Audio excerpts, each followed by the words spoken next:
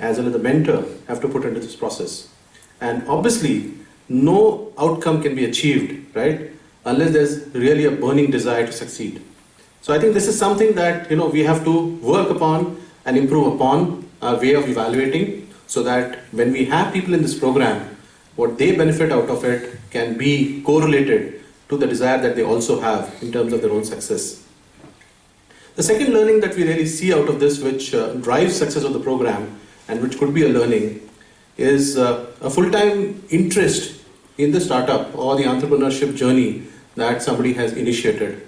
We've seen that if there has been two legs on two boats, right, one holding a job and the other basically trying out the entrepreneurship ship, it doesn't necessarily work out.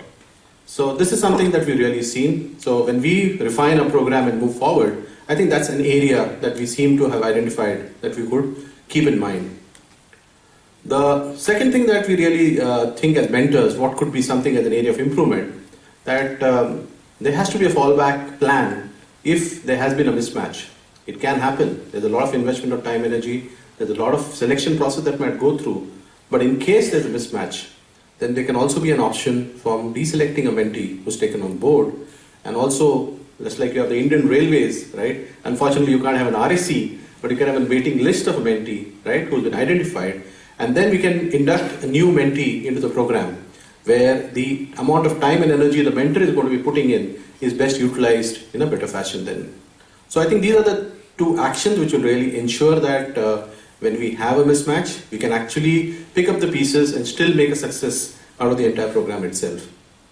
The third area that we feel that there can be an improvement upon is clearly in terms of the program management. At the end of the day, resources are always finite, right? And even TIE as an organization has that same limitation, so obviously it's but given. And a program like this, which is a 6 months kind of an initiative, I think it works much better if there is far better element in terms of reporting, in terms of the meeting schedules, right? I think we've done a fairly good job, but like all of us are professionals, right? A good job is never sufficient. I think we always turn around saying, how can we do it better? And how can we do it better and better, right? So I think this is clearly an area where we identify that we could definitely make improvements upon, and we are looking forward that Nurture 3.0 could overcome some of these. After looking at what are the positives as well as areas of improvement, let's look at what have been the benefits to the mentees out of the initiative. Clearly, the one benefit, in fact, one of the things that I'll request to the 2.0 mentees to talk about is how did you benefit when you do your own presentation any which way.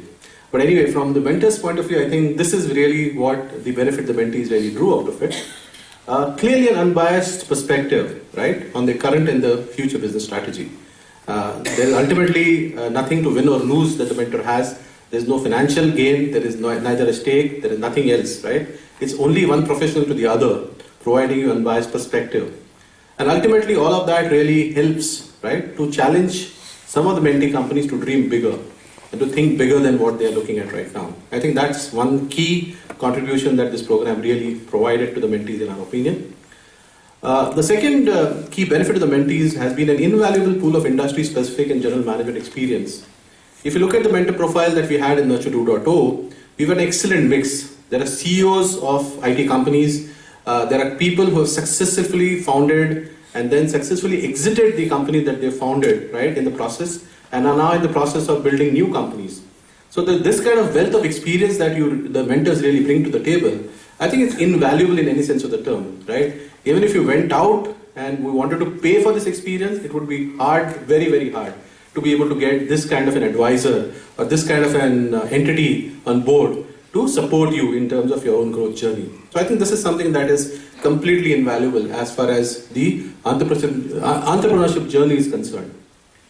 Let's look at it. What has been the benefit to mentors also, right? At the end of the day, mentors also benefit from the mentorship process. One clear gain, the mentors, as all of us we feel that we've had out of this process, is that we realize the importance of passion and commitment in creating a successful venture. And obviously the reverse also stands true. If that doesn't exist, right, then you can as well as write off the success that you're planning for yourself, because that's key in terms of ensuring that you will succeed at the end of the day. The second element is a perspective about a completely different industry. In fact, one of the design principles that we followed in Nurture 2.0 was to ensure that we did not align mentees, right, to specifically areas where the mentors might have worked upon before. This was obviously to take away some bias, which might be industry kind of bias, or a perspective which might be valid or not valid, doesn't matter. So interestingly, all the mentors actually mentored companies which were unrelated in terms of their own direct experience. Obviously, general management obviously continues across all areas. But when it comes to a specific industry vertical, right, I think all the mentors benefited because they really gained a much better perspective, right, of another industry by itself, which obviously is a great benefit to the mentors in adding on to their own understanding. The other element was obviously different kinds of startups have different kinds of requirements and challenges. So obviously the mentors also benefited from a deeper understanding of the issues, right, that really get associated with different business models. And obviously there are newer avenues of funding, crowdsourcing, these are the approaches. So all of these are benefits that really came across to the mentors per se, right? So I think this is basically a summary of the entire journey that the mentors have spent along with the mentees in the last 6 months together, and a quick summation of what really is the mentors' perspective on this entire Nurture 2.0 program. With that, I think we're through with this part of the presentation right now. What I'll be doing is I'll be taking you all through the presentation for the Nurture 2.0 mentees. We have also created a simple enough mechanism for you, because we'll have a Q&A session at the end of the 3 presentations that we're going to be doing right now. But the Q&A session, if you have a question that really comes to your mind and you want to address it to any of the mentee companies, what you should do is, we'll have volunteers around who will have question slips with them, right? So they're walking around, you can pick up a question slip from them, you can put down your question onto that, pass it back to the volunteer, and they will collate that and hand it over back to me. When the 3 presentations are through, what we will do is we'll take those questions together and ensure that we address it to the mentee companies so that they are able to address and answer any of the questions that you might have on that front. Okay? So that's the process that we'll take from the Q&A point of view.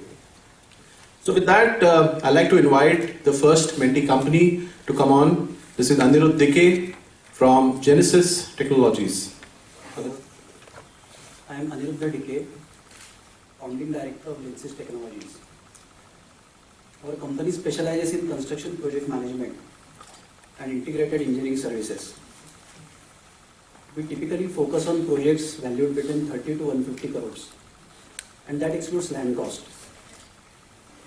Here is how we create value in our construction projects. If you are a promoter in this segment, which is 30 to 150 crores, you need to cross many hurdles. First, you need to appoint a project management team in-house, which will manage this project. You need to follow up with many government organizations to get the statutory approvals. You need to hire design consultants to design this project.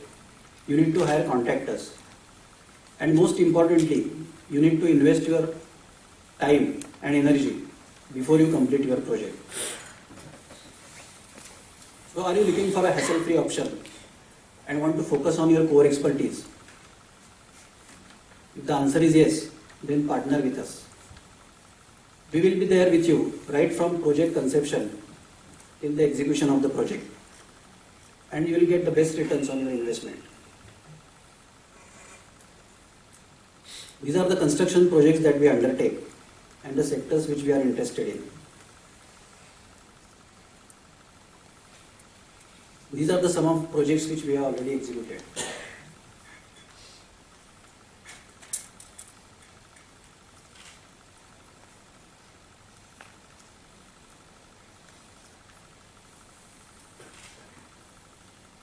We have worked with many leading firms in industrial segment.